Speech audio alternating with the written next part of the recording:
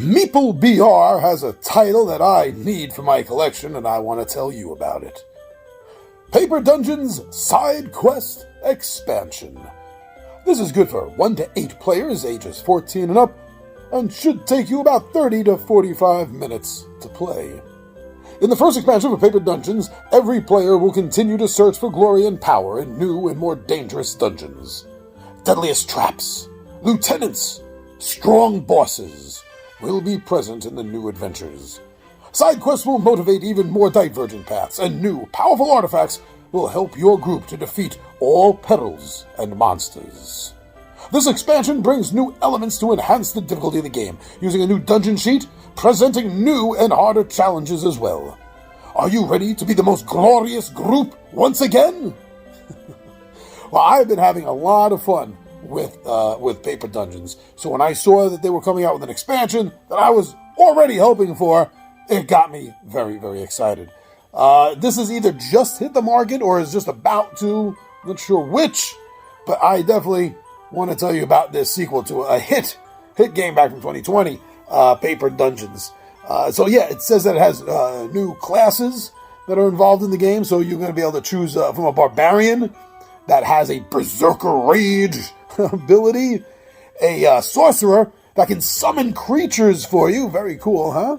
A paladin, and the paladin's job will be both to protect the party and to help heal, as well as, some combat, right?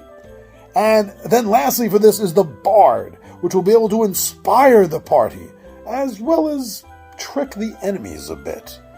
I'm really looking forward to these 4 new classes. I've loved the 4 from the base game.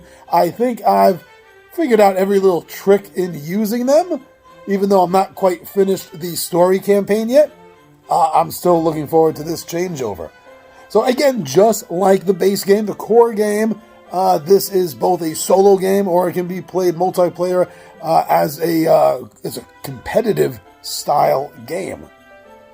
Now, unlike the first, the base core game, this is going to be having double-sided map sheets.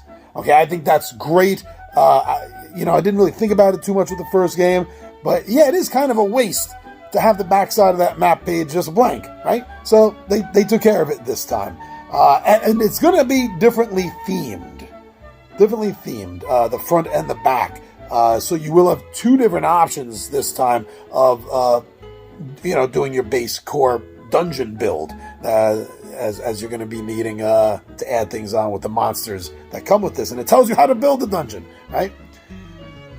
Now, overall this game, and this continues this is another thing I like and enjoy about it, is that this game has a very clear set of symbols, very easily understandable, I think, symbols. At least after the first gameplay, maybe 2, you're not going to have any question about the symbols. You're going to look at something on the sheet and immediately know it. And this continues that. It uses the same, pretty much all the same symbols, except where it needs new things.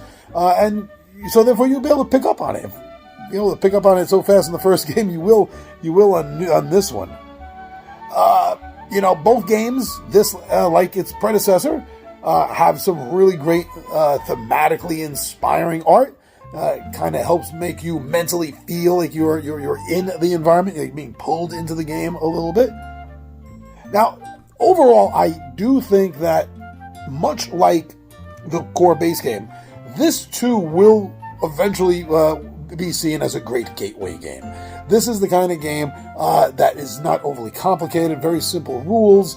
Everything you need to do, pretty much, you could follow right on the sheet in front of you, therefore making it a great gateway game. And this is going to continue that, because I have seen nothing different, nothing to change that or make things more difficult. So, I mean, we can always use another great gateway game in our collection, right? Just help bring in new players into the fold, help join the gaming cult. Overall, this game, since it reads and it plays exactly like the first game that I have, and I've played dozens of times, you're going to see a great balance of luck and strategy being needed to play out. Of course, the luck comes from the rolling of the dice, and the strategy comes from how to use these dice. Which dice to use to maximize your turn. And the balance has always been very fun for me. A little bit of luck and a little bit of resource management, I guess, so to speak. If you're enjoying games like that and you like fantasy feels, then this pulls it all together for you. So please, go get your own information. Don't listen to me. Don't listen to anyone that calls themselves an influencer. Influence yourself by getting information. Be informed. So go get more information on this game if anything I said interests you, and make up your own damn mind. But like me, I think that if you're interested this far, you've listened to this much of the video, watched these many of the pictures I've put up of the game, you're probably a little interested.